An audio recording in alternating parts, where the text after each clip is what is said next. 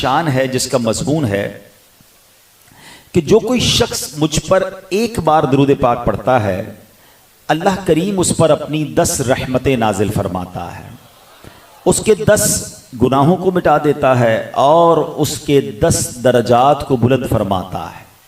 ایک روایت کے مطابق کہ ایک درود پاک پڑھیں تو 10 نیکیاں ملتی ہیں، 10 گناہ معاف ہوتے ہیں، 10 درجے بلند ہوتے ہیں۔ اچھا، بظاہر یہ حدیث ہم نے شاید بچپن سے اب تک کئی بار سنی ہوگی، لیکن اس حدیث کا اگر ایک پس منظر سمجھیں کہ اس کا کتنا بڑا فائدہ ہے، اس کو اس طرح سمجھیں کہ کاروباری لوگ یہاں بیٹھے ہوں گے، کاروباری لوگ اپنی بیلنس شیٹ بناتے ہیں۔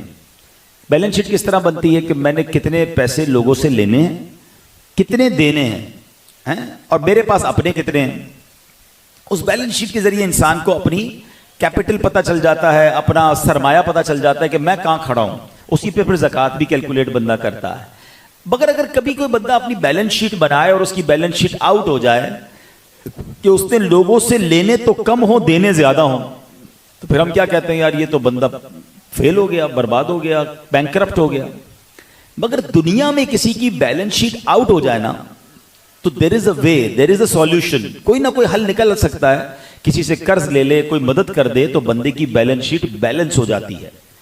لیکن قیامت کے دن بھی ایک بیلنس شیٹ بنائی جائے گی، اور وہ بیلنس شیٹ قرآن کہتا ہے کیسے بنے گی پتہ ہے؟ وہاں اعمال تولے جائیں گے، پیسے نہیں تولے جائیں گے۔ آج میں اور آپ فروٹ لینے جاتے ہیں، سبزی لینے جاتے ہیں، تو سبزی والا کیا کرتا ہے کہ ایک بٹے میں، ایک ترازو کے پلڑے میں وزن رکھتا ہے، دوسرے میں ہمارا سامان رکھتا ہے اور اس سے وہ تولتا ہے۔ قیامت کے دن اعمال تولے جائیں گے، اور قرآن کیا کہتا ہے سورہ قاریعہ میں، فَأَمَّا مَنْ ثَقُلَتْ مَوَازِینُهُ فَهُوَ فِي عِیشَةٍ رَاضِیَةٍ، جس کی نیکیوں کا پلڑا بھاری ہو گیا وہ من مانتے چین میں ہوگا، وہ جنت کے باغوں میں ہوگا۔ وَأَمَّا مَنْ خَفَّتْ مَوَازِینُهُ فَأُمُّهُ هَاوِیَةٌ وَمَا أَدْرَاكَ مَا هِیَ نَارٌ حَامِیَةٌ۔ قرآن کہتا ہے جس کی نیکیوں کا پلڑا ہلکا ہو گیا نا تو وہ شعلے مارتی ہوئی بھڑکتی آگ میں ہوگا، یعنی جہنم میں ہوگا۔ اب حدیثوں میں اس کی جو شرح ملتی ہے، اس کی ڈیفینیشن ملتی ہے کہ قیامت کے دن جب اعمال تولے جائیں گے نا تو کچھ لوگ ایسے بھی ہوں گے کہ جن کے نامہ اعمال میں ایک نیکی کم ہوگی، بس، یعنی اگر ان کو ایک نیکی مل جائے تو وہ جنت میں چلے جائیں گے، یا ان کا ایک گناہ کم ہو جائے پھر بھی جنت میں چلے جائیں گے، کیونکہ گناہ بھاری ہیں، نیکیاں کم ہیں۔ اب وہ بندہ مارا پھرے گا، وہ دوستوں کے پاس جائے گا، وہ رشتہ داروں کے پاس جائے گا، وہ اپنے ماں باپ کے پاس جائے گا، مگر قیامت کے دن کوئی ایک نیکی بھی نہیں دے گا، کوئی ایک گناہ بھی اس سے نہیں لے گا۔ بیٹا ماں سے کہے گا ماں ایک گناہ لے لو، ایک نیکی دے دو۔ وہ ماں جو آج ہماری تکلیف پہ تڑپ جاتی ہے، اس دن وہ ماں بھی مدد نہیں کرے گی۔ اور فرمایا کہ اگر ماں بیٹے سے کہے گی بیٹا میرا ایک گناہ لے لو، تو بیٹا بھی ماں کی مدد نہیں کرے گا، نفسا نفسی کا دور ہوگا۔ اب ذرا غور کیجئے، ایک سوال کرنا چاہتا ہوں، لاہور میں اتنی بڑی تعداد میں عاشقان رسول موجود ہے، جواب سچا دینا اور مجھے مت دینا، اپنے آپ کو دینا۔ سوال یہ ہے کہ اگر آج میرا انتقال ہو جائے، آپ کا انتقال ہو جائے، ہو تو سکتا ہے نا، ہم میں سے کوئی بھی دنیا سے جا سکتا ہے، ہمارے پاس نیکیاں زیادہ ہیں یا گناہ زیادہ ہیں؟ سچا جواب اپنے دل سے دینا، اپنے آپ کو۔ اور اگر جواب یہ آ رہا ہے نا کہ ہاں یار سچی بات تو یہ ہے کہ گناہ ہی زیادہ ہے، روز دن گزر رہا ہے، گناہ بڑھتے جا رہے ہیں، تو پھر تو بتاؤ کیا ہوگا قیامت کے دن؟ قرآن نے تو بتا دیا ہے جس کا پلڑا نیکیوں کا بھاری وہ جنت میں، جس کا گناہوں کا بھاری وہ دوزخ میں۔ ہمارا پلہ کون سا بھاری ہوگا؟ تو اب دل سے جواب آئے گا کہ نہیں یار گناہ زیادہ ہیں۔ تو اب کیا ہوگا قیامت کے دن؟ ماں بھی کام نہیں آئے گی، باپ بھی کام نہیں آئے گا، دوست بھی کام نہیں آئیں گے، پیسہ بھی کام نہیں آئے گا۔ واٹ از دا وے؟ ہم بچیں گے کیسے؟ تو اب اس کے 2 طریقے ہیں۔ ایک طریقہ تو کیا ہے، شاندار طریقہ، وہ یہ ہے کہ بندہ سچے دل سے توبہ کر لے۔ ہاں، حدیث پاک میں آتا ہے التائب من الذنب کمن لا ذنب لہ، گناہوں سے توبہ کرنے والا ایسا ہے جیسا اس نے گناہ کیا ہی نہیں ہے، زیرو، کلیئر ہو جاتے ہیں اس کے گناہ، تو پلڑا ہلکا ہو جائے گا۔ اللہ سچی توبہ نصیب کر دے۔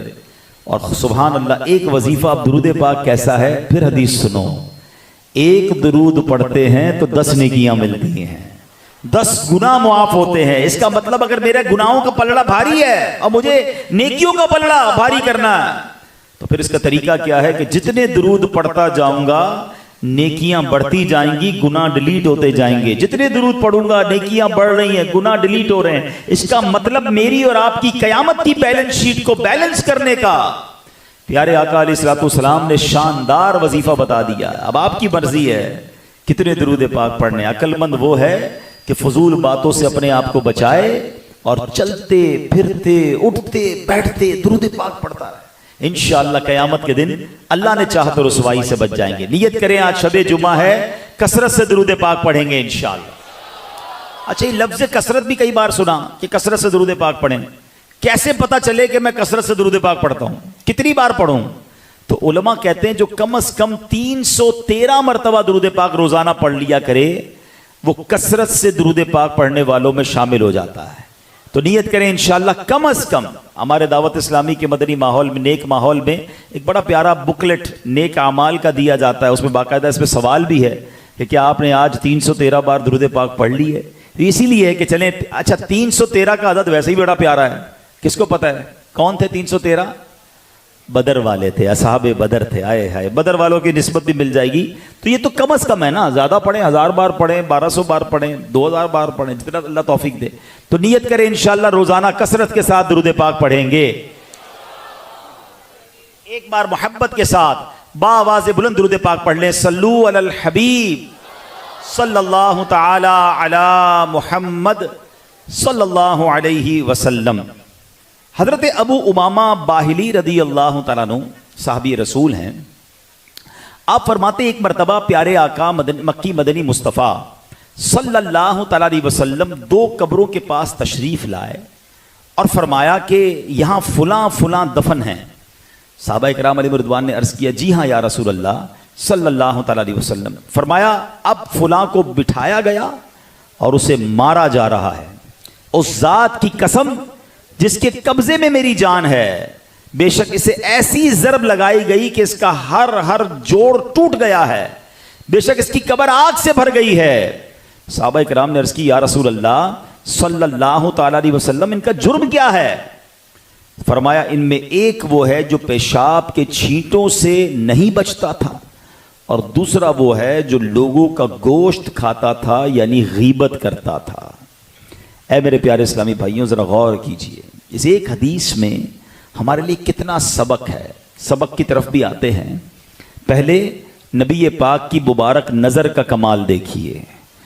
कब्र का जो अजाब है ना, ये इस दुनिया में नहीं होता, ये एक और दुनिया है, आलम बरज़ख है। आपने कभी देखा होगा कि कभी कभी जो है वो कब्रें खुल जाती हैं, बारिश होती है, कब्र ढह जाती है, तो आपकी नज़र भी पड़ जाती है कब्र के अंदर, कुछ नज़र नहीं आता है। तो इसका क्या मतलब है? हालांकि हदीस पाक है कब्र 2 तरह की होती है, या तो जन्नत का बाग होती है या दोज़ख का घड़ा। तो या तो किसी की कब्र जन्नत का बाग होगी या दोज़ख का घड़ा, हमें नजर क्यों नहीं आता? तो एक्चुअली ये दुनिया के अंदर नहीं हो रहा होता मामला, ये आलम में बरज़ख है।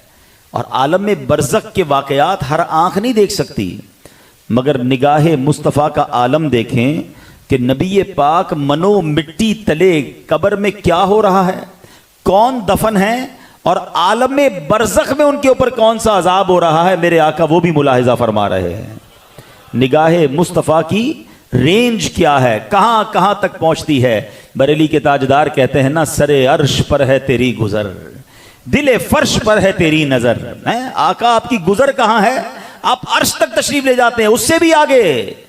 और जब नजर फरमाते हैं तो दिल के ख्यालात भी आप जान लेते हैं। सरे अर्श पर है तेरी गुजर, दिले फर्श पर है तेरी नजर, मलकूत तो मुल्क में कोई शय नहीं वो जो तुझ पे आया नहीं। सुभान अल्लाह। तो नबी पाक की निगाह का कमाल। अच्छा, अब आते हैं ये 2 गुनाह कैसे हैं। पहले से एक और बात भी सीखने को मिली कि कब्र का जो अजाब है ये हक है। कब्र में कुछ लोगों को अजाब होगा, ये हक है, क्योंकि कुरान करीम फुरकान हमीद में इरशाद होता है, मिम्मा खतीआतिहिम उग़रिकू मिम्मा खतीआतिहिम उग़रिकू फउदखिलू नारा। آسان ترجمہ قرآن کنز العرفان، وہ اپنی خطاؤں کی وجہ سے ڈبو دیے گئے پھر آگ میں داخل کیے گئے۔ اس آیت کی تفسیر میں علماء نے لکھا کہ اس آگ سے مراد برزخ کی آگ یعنی قبر کا عذاب ہے، یعنی ان کو گناہوں اور نافرمانیوں کے سبب قبر کے اندر آگ میں جھونکا گیا۔ اب برزخ کیا ہے؟ مفتی احمد یار خان نعیمی رحمۃ اللہ تعالی لکھتے ہیں قبر سے مراد عالم میں برزخ ہے جس کی ابتدا ہر شخص کی موت سے ہے اور انتہا قیامت پر، لہذا جو مردہ دفن نہ ہوا بلکہ جلا دیا گیا، ڈبو دیا گیا یا اسے شیر کھا گیا، اسے بھی قبر کا حساب و عذاب ہے۔ یعنی ایسا نہیں کسی کو قبر ملی ہی نہیں ہے، کوئی پانی کے اندر ڈوب کر مر گیا اس کی لاش ہی نہیں ملی، کسی کو درندے نے کھا لیا، کسی کے اللہ نہ کرے آگ میں جل کر وہ راکھ ہو گیا، تو ایسا نہیں کہ عذاب و جزا والا معاملہ نہیں ہوگا۔ وہی جگہ اس کے لیے سمجھ لے قبر ہے، وہی فضائیں یا وہ جگہ اس کے لیے قبر ہے۔ جناب اگر اللہ نہ کرے رب ناراض ہوا تو وہاں اسے عذاب دیا جائے گا، اور اگر اللہ راضی ہے تو وہ اس کے لیے جنت کا باغ بھی بنے گی۔ حضرت زید بن ثابت رضی اللہ تعالیٰ بیان کرتے ہیں پیارے آقا میٹھے میٹھے مصطفیٰ صلی اللہ تعالیٰ علیہ وسلم ایک مرتبہ خچر پر سوار ہو کر ایک باغ میں تشریف لے گئے۔ اچانک خچر گھبرایا اور اس اچھل کود کرنے لگا، تو دیکھا گیا تو وہاں 4-5 قبریں تھیں۔ پیارے آقا علیہ السلام نے پوچھا قبر والوں کو کوئی پہچانتا ہے یہ کن کی قبریں؟ تو عرض کی گئی یا رسول اللہ میں پہچانتا ہوں۔ ایک شخص نے کہا، فرمایا یہ کب مرے؟ عرض کیا حضور شرک و کفر کی حالت میں مرے تھے۔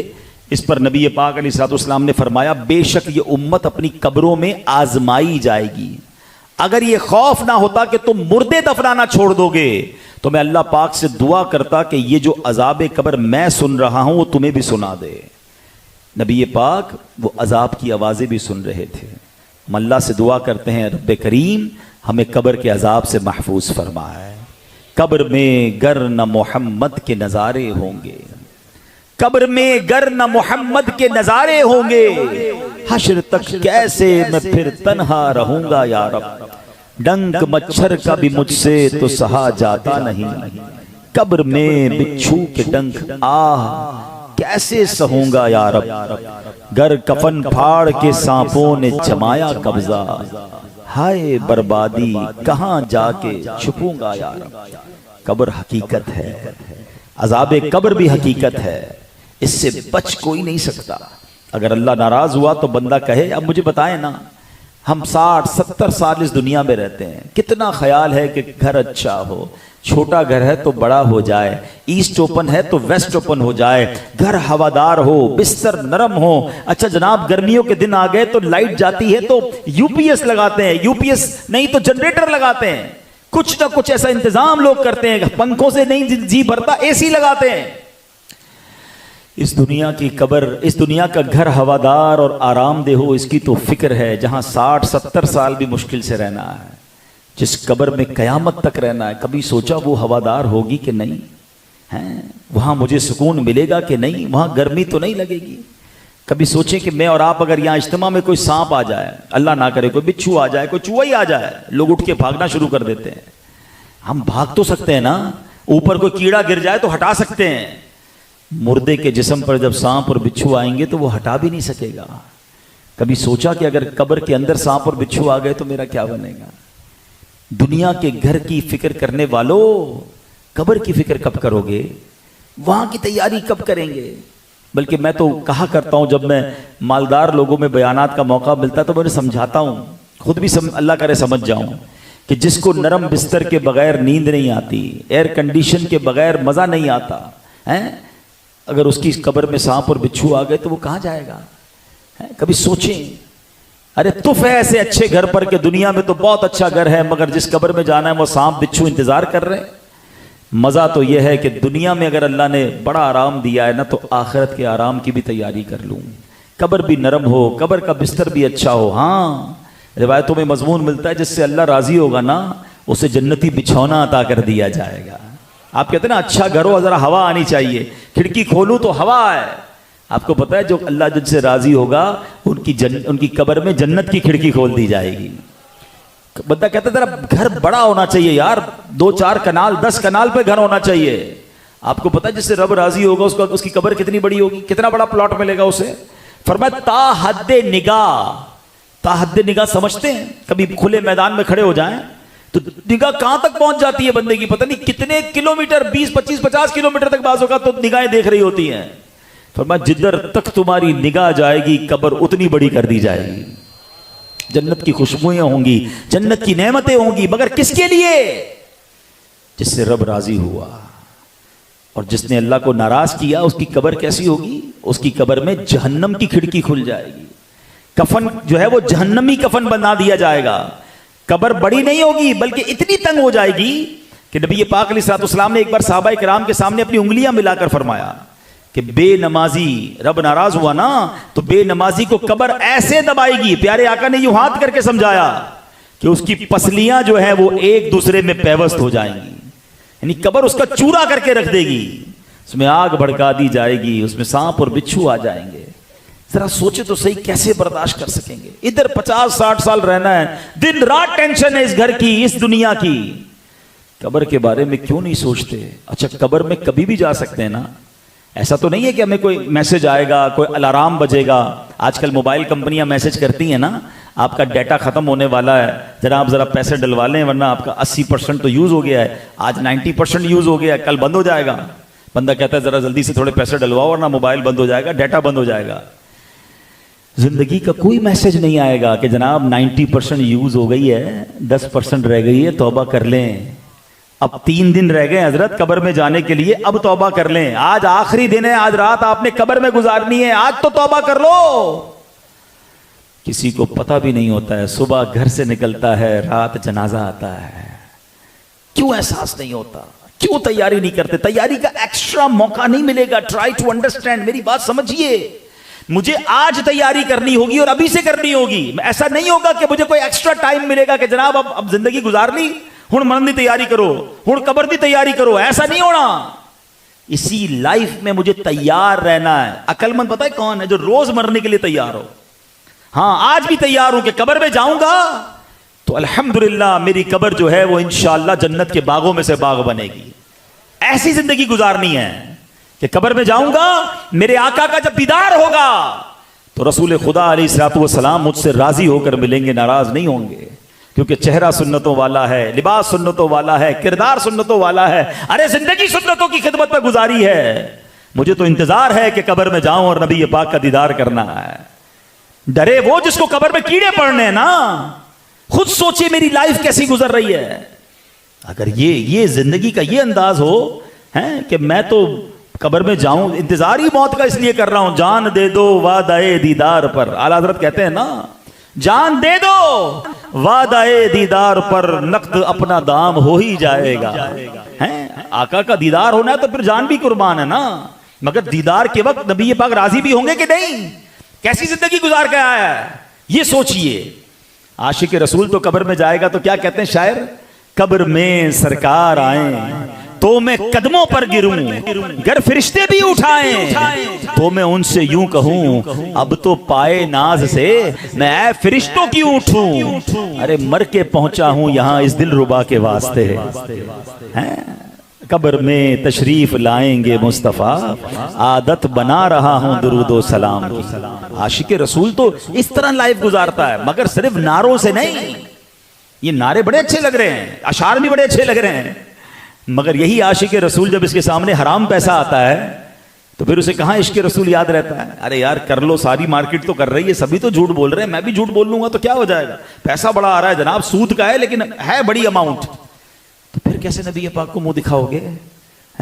دھوکہ دے کر جو کاروبار کرتے ہیں، آقا علیہ الصلوۃ والسلام فرماتے من غش فلیس منا، جو دھوکہ دے وہ ہم میں سے نہیں. ایک بار نبی پاک علیہ الصلوۃ والسلام ایک غلے والے کے پاس سے گزرے، سبزی والا یا غلہ جو بیچتے نا، تو نبی پاک علیہ الصلوۃ والسلام نے اس کے غلے میں ہاتھ ڈالا، غلے کے ڈھیر میں اپنا ہاتھ مبارک ڈالا. وہ اندر سے گیلا تھا. نبی پاک نے فرمایا گیلا کیوں ہے؟ کہا حضور بارش ہوئی تھی. فرمایا بارش ہوئی تھی تو یہ گیلے والے کو اوپر کیوں نہیں رکھا؟ چھپا کے گیلے والا نیچے، سوکھے والا اوپر، تاکہ لینے والے کو پتہ نہ چلے کہ یہ وزن بڑھا دیا پانی ڈال کے. اور پھر نبی پاک نے یہ الفاظ ارشاد فرمائے من غش فلیس منا، جو دھوکہ دے وہ ہم میں سے نہیں. ادھر تو طرح طرح کی جھوٹی اسکیمیں لگا کر لوگوں کو دھوکے دے کر قسمیں کھا کر حضرت 100% پکا خدا کی قسم میری خرید اتنے کی ہے, یہ میڈ ان فلاں ہے, یہ میڈ ان فلاں ہے, آپ فکر ہی نہ کریں. دھوکے دے دے کر کاروبار کر رہے ہیں, دھوکے دے دے کر لوگوں کی زمینیں قبضے کر رہے ہیں, اپنا پلاٹ بیچنے کے لیے, اپنا مال بیچنے کے لیے, اتنی چرب زبانی, اتنے وعدے, اور بندہ بعد میں سر پکڑ کر بیٹھا رہے کہ مجھے تو کیا کہا تھا اور بعد میں نکلا کیا. ارے تھوڑے پیسے کما لو گے یار, اس کے بعد نبی پاک کو منہ کیا دکھاؤ گے. آقا نے تو فرمایا وہ بندہ ہی ہمارے اندر نہیں ہے, من غش فلیس منا, ہمارا تعلق ہی کوئی نہیں ہے. اگر قبر میں نبی پاک آئے اور چہرہ ہی مبارک موڑ لیا تو میں جاؤں گا کدھر؟ کبھی سوچا؟ خدا را زندگی ایسے گزارو کہ میں قبر میں جاؤں, اور آج بھی جا سکتا ہوں, ٹائم نہیں ملے گا. آگاہ اپنی موت سے کوئی بشر نہیں, آگاہ اپنی موت سے کوئی بشر نہیں, سامان 100 برس کا ہے, پل کی خبر نہیں, کل کی نہیں پل کی بھی خبر نہیں ہے. ہاں کوئی ہے یہاں پر سوڈی وال میں بیٹھا ہوا جو مجھے گارنٹی دے کہ میں صبح تک زندہ رہوں گا؟ Is there anybody here to have guarantee? صبح تک کی بھی گارنٹی ہمارے پاس نہیں ہے, اور پلاننگ 10 سال کی کر کے بیٹھے ہیں کہ ابھی 5 سال بعد یہ کرنا ہے, پھر یہ کرنے کے بعد یہ کرنا ہے, ابھی تو 1 دکان, پھر 2 دکان, پھر 1 گھر تو 2 گھر, پھر فیکٹری. یہ ساری پلاننگ ہے. مرنے کی پلاننگ ہے, قبر کی پلاننگ ہے. کوئی صدقہ جاریہ والا کام کیا؟ آج جاتے ہیں نا قبرستان میں, کتنی قبریں ٹوٹ گئی ہیں, مخدوش. کیوں؟ کوئی پوچھنے ہی نہیں آتا, کوئی فاتحہ پڑھنے نہیں آتا, اور پھر گورکن بھی انتظار میں رہتے ہیں. 2-4 سال بعد پتہ چل جاتا ہے کوئی بھی نہیں آ رہا, قبر خالی کرو, دوسرا مردہ دفناؤ. یہ ہے دنیا, ہمیں بھول جائے گی دنیا. یہ جو لوگ کہتے ہیں نا یار میں بڑا اہم ہوں, ایک قبر پر ایک تختی لگی ہوئی تھی, میں بڑا اہم تھا, یہی میرا وہم تھا. دنیا رکتی نہیں ہے. میں نہیں تھا جب بھی دنیا چل رہی تھی, میں ہوں جب بھی دنیا چل رہی ہے, میں نہیں ہوں گا جب بھی دنیا چل رہی ہوگی. میرے آپ کے جانے اور آنے سے فرق نہیں پڑنا کسی کو. ہاں کچھ دنوں تک گھر والے یاد کر لیں گے, کچھ دوست احباب یاد کر لیں گے, پھر میں ہوں گا اور میری قبر ہوگی, میرے اعمال ہوں گے. کاش سمجھ آ جائے کہ قبر میں کام کیا آنا ہے. آپ کو پتا ہے مرنے کے بعد لوگ کیا کہتے ہیں؟ میت نے پیچھے کیا چھوڑا ہے. یہ کہتے ہیں نا میت نے پیچھے کیا چھوڑا ہے. فرشتے پتہ کیا کہتے ہیں؟ میت نے آگے کیا بھیجا ہے. کاش یہ بات سمجھ آ جائے. ہماری عجب دوڑ ہے پیارے اسلامی بھائیوں. ہماری دوڑ کیا ہے؟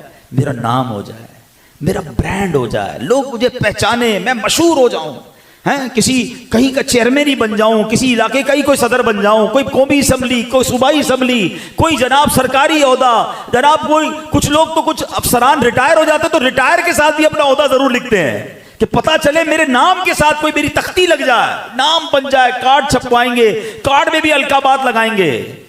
جس نام کے پیچھے ساری زندگی بھاگے نا, ہائے ہائے, ادھر آنکھیں بند ہوں گی نا, سانس بند آنکھیں بند, پتہ ہے میرا نام کیا ہو جائے گا.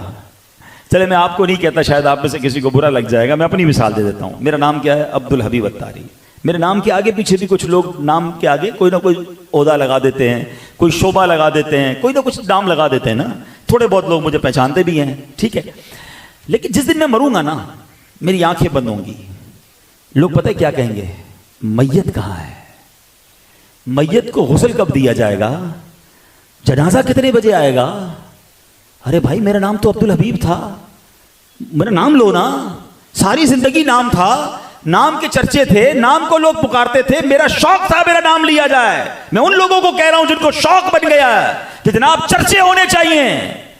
ادھر آنکھیں بند ہوئی, وہ نام وہ عہدہ سب چھن جائے گا. لوگ کہیں گے میت کب آ رہی ہے, ذرا میت کو اٹھائیں جناب پلیز, یہاں رکھیں, جنازہ ادھر کریں. ارے جنازہ کیوں کہہ رہے ہو؟ میرا نام ہے, نام لو نا, میرا عہدہ بتاؤ.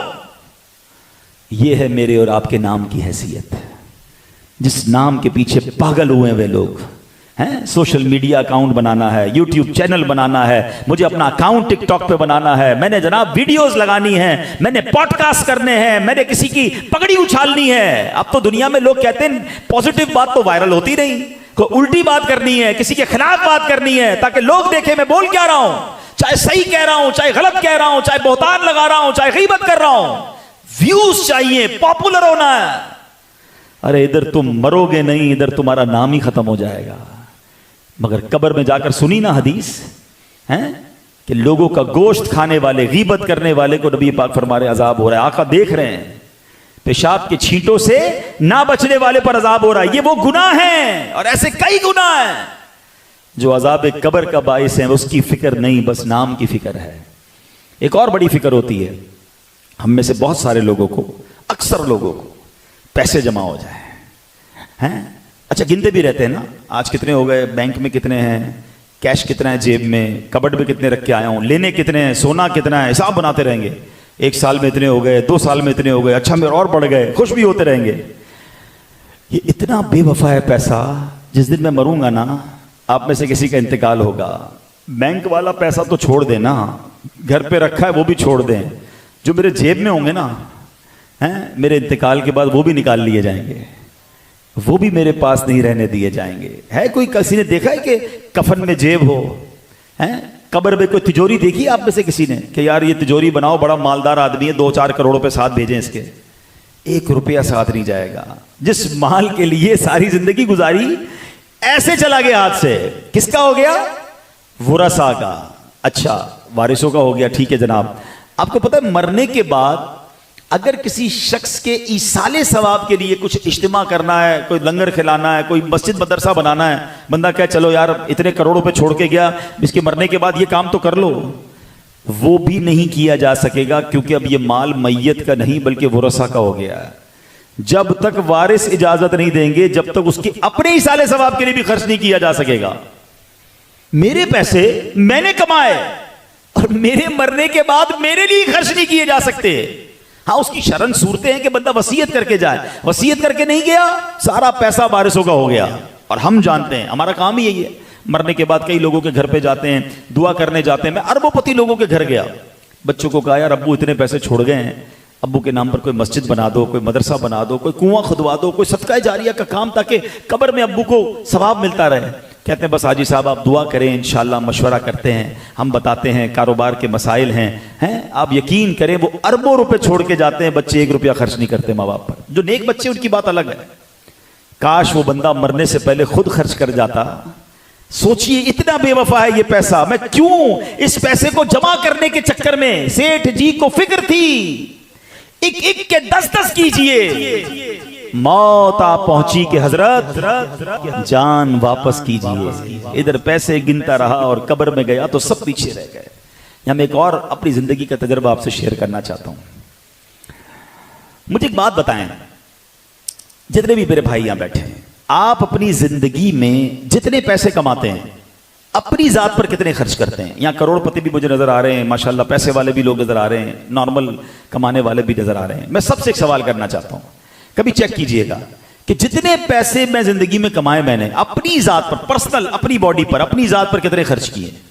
مشکل سے 5%, مشکل سے. ورنہ کدھر خرچ کیے؟ بچوں پہ کیے, بیوی پہ کیے, خاندان والوں پہ کیے, دوستوں پہ کیے, یا بقیہ چھوڑ کر مر جاتا ہے انسان. اپنی ذات پر خرچ کتنے کرتا ہے؟ 5. 100 میں 5, ایسا ہی ہے. اچھا 100 کمائے, 5 خرچ کیے, جواب کتنے کا دینا ہے؟ پورے 100 کا. اور حرام کے کمائے تو مار کتنے کی پڑنی ہے؟ پورے 100 کی. بچے موج کریں, فیملی موج کرے, مزے وہ کرے, مار میں کھاؤں, حالانکہ میں نے خرچ اپنے پر 5 کرنے. تو بے وقوفی نہیں ہے کہ 100 حرام کے کیوں کماؤں؟ جتنے کماؤں حلال کے کماؤں, جب میں نے اپنی ذات پر تھوڑے ہی خرچ کرنے ہیں. اور جواب سب کا میں دوں, وہ تو بچے قیامت کے دن کھڑے ہو جائیں گے اللہ کی بارگاہ میں, یا اللہ ہمیں کیا پتا ابا حرام کماتا تھا, حساب اسی سے لے لے, یہ تو ہمیں حرام کھلاتا تھا, ہم کھاتے تھے. کاش یہ بات سمجھ آ جائے حرام روزی کمانے والوں کو کہ میں نے حرام نہیں کمانا, کیونکہ خرچ میں نے تھوڑے ہی کرنے, مار پوری کی پڑنی ہے.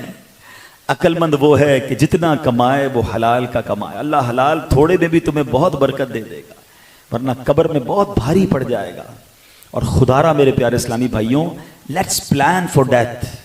مرنے کی تیاری کرو. آج لوگ جینے کی تیاری کرتے ہیں نا, تیاری مرنے کی کرنی ہے. زندگی تو جب تک ہے اللہ نے روزی دے دینی ہے. اللہ نے رزق کا وعدہ کیا ہے, مغفرت کا وعدہ نہیں کیا. آج بہت سارے لوگ ٹینشن میں, کاروبار نہیں چل رہا, نوکری نہیں چل رہی, آگے بچوں کا کیا ہوگا, ارے جناب ان کی شادی ہوگی کیسے, کیسے معاملات ہوں گے, مارکیٹ اوپر جائے گی کہ ڈاؤن ہوگی, اسی ٹینشن میں. مجھے تو یاد نہیں پڑتا کوئی بندہ آ کے ملا ہو, حضرت کیا آج اس لیے نیند نہیں آئی کہ قبر میں جاؤں گا تو اللہ راضی ہوگا یا ناراض ہوگا, بخشا جاؤں گا کہ نہیں بخشا جاؤں گا. ایسے تو ہزاروں لوگ ملتے کہتے دعا کرتے کاروبار بڑا ڈاؤن ہے. رزق کا رب نے وعدہ کیا ہے, بخشش کا وعدہ نہیں کیا. پلیز قبر کی تیاری کیجیے. اور میں آج آپ کو جو روایتیں سنا رہا ہوں کہ قبر کا عذاب حق ہے، میں نے قرآن کی آیت بتائی. زندگی ایسی گزارنا کہ قبر روشن ہو جائے، ایسی مت گزارنا کہ قبر تاریک ہو جائے. اے میرے پیارے اسلامی بھائیوں، آگے جو آپ نے دو باتیں سنی نا کہ جو بڑے بڑے گناہ ہیں، ان میں سے ایک گناہ کیا سنا کہ پیشاب کے چھینٹوں سے وہ بندہ نہیں بچتا تھا. اب ذرا آپ غور کیجئے، آج ایسا برا حال ہے، پاکی ناپاکی کی کوئی عادت ہی نہیں ہے. اول تو لوگ نماز کم پڑھتے ہیں، پڑھیں تو جناب پھر اس کے بعد ان کو ان تمام چیزوں کا احساس ہی نہیں ہوتا. اب تو کھڑے ہو کے پیشاب کرنے کا بڑا رواج بڑھ گیا ہے. یہ اتنا شدید عذاب ہے کہ اس کی وجہ سے قبر میں بندے کو عذاب دیا جاتا ہے. بلکہ میں ایک روایت پڑھ رہا تھا، اللہ اکبر، ذرا غور سے سنیے گا کہ 3 قسم، یعنی جو عذاب قبر ہے نا، اس کو 3 اگر حصوں میں بانٹ دیں تو وہ 3 حصے کیا ہیں؟ اللہ اکبر. اس قدر خطرناک روایت تھی کہ حدیث پاک میں آتا ہے کہ عذاب قبر کا 1/3 حصہ وہ پیشاب کے چھینٹوں سے نہ بچنے والے کا ہے. یعنی 1/3 عذاب قبر اسی وجہ سے ہوتا ہے. 1/3 بتایا وہ کس وجہ سے ہے؟ فرمایا وہ غیبت کرنے والوں کے لیے ہے. کاش یہ بات سمجھ آ جائے کہ یہ کتنے بڑے گناہ ہیں، لیکن ان دونوں گناہوں میں لوگ بڑے مبتلا ہیں. احساس ہی نہیں ہے، کسی کا مذاق اڑا رہے ہوں گے، کسی کی برائی کر رہے ہوں گے. غیبت تو لوگ اتنا آسانی سے کرتے ہیں، کہو بھائی غیبت مت کرو، کہتے ہیں میں سچ تو کہہ رہا ہوں. آج میں آپ کو ایک اور عجیب بات بتا دوں اور کلیئرفائی کر دوں. غیبت جھوٹ نہیں ہوتی ہے، غیبت سچی ہوتی ہے. یعنی یہ وہ سچ ہے جو حرام ہے. یعنی ہر سچ بولنا حلال نہیں ہے. یعنی کسی شخص کا رنگ کالا ہے اور آپ اس کے پیٹھ پیچھے برائی کر رہے ہیں کہ وہ کالا ہے، تو آپ تو سچ کہہ رہے ہیں. یہ حرام، جہنم میں لے جانے والا کام. کیونکہ اس کو سامنے کہو گے تو برا لگے گا نا، اس کی پیٹھ پیچھے برائی کر رہے ہیں آپ. وہ بڑا غریب ہے، اس کی گاڑی خراب ہے، اس کا مزاج اچھا نہیں ہے، اس کو تو صحیح بولنا نہیں آتا، وہ دکھتا اچھا نہیں ہے. واٹ ایور جو بھی آپ بات کر رہے ہیں، بے شک وہ سچ ہے. اچھا وہ سچ ہے تو غیبت ہے، جھوٹ ہے تو اس سے بھی بڑا گناہ ہے، بہتان ہے. مگر نہ غیبت سے بچنے کا کسی کو خیال ہے، نہ جناب پاکی ناپاکی کا خیال ہے. حالانکہ ہمارا مذہب، ہمارا دین کس قدر میرے پیارے اسلامی بھائیوں ہمیں صفائی ستھرائی اور نظافت کا درس دیتا ہے. کاش یہ بات سمجھ آ جائے کہ ہم پاکیزگی کی طرف آئیں. یاد رکھیے اللہ پاک ہے، پاکی پسند فرماتا ہے، ستھرا ہے، ستھرا پن پسند کرتا ہے. ایک حدیث شریف میں ارشاد ہوا الطہور شطر الایمان، یعنی پاکیزگی آدھا ایمان ہے. ایک حدیث پاک میں ہے النظافۃ تدعو الی الایمان، پاکیزگی ایمان کی طرف بلاتی ہے. نور کے پیکر تمام نبیوں کے سرور صلی اللہ تعالی علیہ وسلم کا فرمان نظافت نشان ہے. بنی الدین علی النظافہ، یعنی دین کی بنیاد طہارت پر ہے. اللہ اکبر. جتنی طہارت، جتنی صفائی، جتنی برکتیں اسلام ہمیں صفائی کے بارے میں بتاتا ہے وہ کوئی اور دین نہیں بتاتا. اب یہاں میں ایک اور بات بھی کرتا چلوں. ینگسٹر بیٹھے ہیں جناب، لوگ بڑی باتیں کرتے ہیں کہ فلاں ملک میں جاؤ بڑی صفائی ہے، فلاں ملک میں جاؤ کتنا کلین ہے، وہاں جناب گندگی نہیں ہوتی ہے. اللہ اکبر. دوسرے لوگوں کی باتیں دیکھ کر انسپائر ہونے والوں، متاثر ہونے والوں، یہ ہمارے دین میں موجود ہے. ہمارے نبی پاک علیہ الصلوۃ والسلام سے زیادہ صفائی پر کس نے کلام کیا ہے؟ ارے آج بھی وہ قومیں جو پرفیوم میں مہکی نظر آتی ہیں، ارے آج بھی وہ پاک نہیں ہوتے ہیں. آج بھی ان کے بہت سارے معاملات ایسے ہیں جیسے گندگی والے معاملات ہیں. مگر اسلام تو اوپر سے لے کر نیچے تک پاک و صاف ہمیں رکھتا ہے. ہمیں نظافت کا حکم دیا جا رہا ہے. صفائی نصف ایمان ہے. مگر کاش ہم اسلام کی تعلیمات کو پڑھتے تو پھر کسی اور قوم سے متاثر نہ ہوتے. آج بھی اگر ہم شریعت کے اصولوں پر عمل کر لیں تو سب سے زیادہ ترقی یافتہ اور سب سے زیادہ جس کو کہیں گے قانون پسند اور صفائی پسند قوم، وہ اس مسلمان ہو سکتے ہیں. مگر مسئلہ یہ ہے درس قرآن اگر ہم نے نہ بھلایا ہوتا، درس قرآن اگر ہم نے نہ بھلایا ہوتا، یہ زمانہ نہ زمانے نے دکھایا ہوتا. ہم دوسروں کو دیکھ کر جناب انسپائر اور متاثر ہوتے ہیں، ہماری شریعت کو پڑھتے نہیں. یہ ساری باتیں ہماری شریعت میں موجود ہیں. میرے آقا تو کیسے ستھرے، میرے آقا کیسے صاف ہیں؟ بریلی کے تاجدار سے پوچھو. وہ آپ کہتے ہیں، فرماتے میل سے کس درجے ستھرا ہے وہ پتلا نور کا، میل سے کس درجے ستھرا ہے وہ پتلا نور کا، ہے گلے میں آج تک کورا ہی کرتا نور کا. میرے آقا کے دل اقدس کی صفائی کا عالم تو یہ ہے کہ اعلیٰ حضرت تو التجا کرتے ہیں کہ آقا تو جو چاہے تو ابھی میل میرے دل کے دھلیں. یا رسول اللہ آپ کی نگاہ پڑ جائے گی نا تو میرے دل کے میل بھی دھل جائیں گے. تو جو چاہے تو ابھی میل میرے دل کے دھلیں کہ خدا دل نہیں کرتا کبھی میلا تیرا. تو اے میرے پیارے اسلامی بھائیوں، ہمیں نظافت کا انتظام کرنا ہے، پاکیزگی کا انتظام کرنا ہے، قبر ہماری جگمگا اٹھے ایسے کام کرنے ہیں اور حرام کاموں سے بچنا ہے۔ ایک اور بڑی غلطی جو ہمارے درمیان آج ہو رہی ہے، اس واقعے سے سیکھ لیجئے، پھر بیان کو اختتام کی طرف لیے چلتے ہیں۔ حضرت عمر بن شرحبیل رحمۃ اللہ تعالی فرماتے ہیں ایک شخص کا انتقال ہوا، انتقال کے بعد لوگ اسے پرہیزگار سمجھتے تھے، مگر جب وہ قبر میں گیا تو فرشتوں نے اس سے کہا کہ ہم تجھے عذاب کے 100 کوڑے ماریں گے۔ وہ کہنے لگا مجھے کیوں مارو گے، میں تو پرہیزگار نہیں تھا۔ کہ چلو پھر 50 کوڑے ماریں گے۔ اس نے پھر ریکویسٹ کی، میری اتنی نیکیاں اتنے اعمال، کرتے کرتے وہ 1 کوڑے پر بات آ گئی، اور جب 1 کوڑا مارا نا وہ اتنا خطرناک تھا، پوری قبر میں آگ بھڑک اٹھی، مردہ جل کر راکھ ہو گیا۔ پھر دوبارہ اصلی حالت میں آیا تو اس نے پوچھا کہ مجھے 1 کوڑا بھی کیوں مارا گیا؟ فرمایا ایک دن تو نے بغیر وضو کیے نماز پڑھی تھی، اور ایک دن ایک مظلوم نے تجھ سے مدد مانگی تھی، مگر طاقت کے باوجود تو نے اس کی مدد نہیں کی تھی۔ اب یہ بھی معاملہ ہے، اول تو لوگ نماز نہیں پڑھتے، ان کا عذاب کیا ہوگا؟ یہ تو بغیر وضو نماز پڑھنے پر ہی عذاب ہے۔ اچھا بغیر وضو کچھ لوگ کہیں گے ہم تو وضو کرتے ہیں، مگر کیا وضو کرنا صحیح آتا ہے؟ وضو کے فرائض کتنے، وضو کے واجبات کتنے ہیں؟ کسی کی کونیاں سوکھی رہ جاتی ہیں، کسی کے چہرے کو بھی بس وہ پانی کے چھینٹے مار کے منہ دھو لیتے ہیں۔ عجیب عجیب انداز ہیں وضو کے، حالانکہ وضو میں 4 فرائض ہیں، اگر ایک فرض بھی پورا نہ کیا تو وضو ہی نہیں ہوگا، وضو نہ ہوا تو نماز ہی نہیں ہوگی۔ تو بے وضو نماز پڑھنے والے کا یہ عذاب ہے۔ تو خدا را میرے پیارے اسلامی بھائیوں، نماز تو پڑھنی ہے مگر صحیح طریقے سے پڑھنی ہے۔ ہمارے نگران شورا بڑی پیاری بات فرماتے بندے کے اندر 100 خامیاں ہیں، 100 کیسے درست کرو گے؟ ایسا کرو بندے کی نماز درست کر دو، نماز بندے کو درست کر دے گی۔ قرآن نے کہا نا ان الصلاۃ تنہا عن الفحشاء والمنکر، بے شک نماز بے حیائی اور بری باتوں سے روکتی ہے۔ آپ اپنی نماز ٹھیک کر لیں، نماز بندے کو ٹھیک کر دے گی۔ لیکن اب نماز ٹھیک کیسے ہو؟ اللہ سلامت رکھے دعوت اسلامی والوں کو، یہ پکڑ پکڑ کر کہتے ہیں بھائی ہمارے ساتھ مدنی قافلوں میں چلیں، بہت ساری باتیں سیکھیں گے، نماز بھی سیکھ لیں گے۔ نماز کورس، فیضان نماز کورس دعوت اسلامی والے کراتے ہیں، پہلے کبھی نہیں سنا تھا۔ یہ 7 دن کا فیضان نماز کورس کر لیں، یقین کریں لگ پتا جائے گا کہ 20-30 سال سے نماز پڑھ رہے ہیں مگر کتنی غلطیاں ہیں، طہارت کے مسائل، وضو کے مسائل، تلاوت کے مسائل۔ تو اے میرے پیارے اسلامی بھائیوں، خدا را اگر قبر روشن کرنی ہے نا تو نماز کو تھامنا ہے، اور نماز پراپر پڑھنی ہے، صحیح وضو کے ساتھ پڑھنی ہے۔ تو آئیے یہ بھی نیت کریں کہ انشاءاللہ دعوت اسلامی کے مدنی قافلوں میں سفر کر کے، فیضان نماز کورس میں شرکت کر کے انشاءاللہ اپنی نماز کو سیکھیں گے انشاءاللہ۔ اس پہ نہ شرمائیں۔ کئی لوگ آئے 40 سال سے نماز پڑھتے تھے، کہتے تھے ہمیں پتہ ہی نہیں تھا کہ نماز میں یہ بھی کرنا ہوتا ہے اور یہ نہیں کرنا ہوتا ہے۔ ایک سوال کروں، بتائیے نماز آپ نے کہاں سیکھی ہے؟ دنیا کے بہت سارے کام آپ نے سیکھے ہیں، نماز نہیں سیکھی ہے۔ نماز ہم نے دیکھ کر پڑھنا شروع کر دی، امی کو دیکھا، ابو کو دیکھا، جیسے وہ پڑھتے تھے ویسے پڑھی، مسجد میں آئے جیسے لوگ وضو کرتے تھے ویسے وضو کرنا شروع کر دیا۔ پراپر کہاں سیکھی ہے؟ تو آئیے سیکھ لیجئے، اس پہ شرمائے نہ، ایسا نہ ہو قبر میں جا کر پچھتانا پڑے، اس سے بہتر ہے ابھی سیکھ لیں۔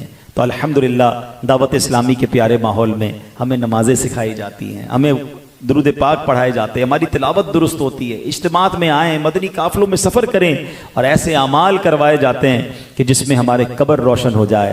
ان اعمال سے بچانے کی کوشش کی جاتی ہے جو قبر میں آگ بھڑکانے کے معاملات بنے۔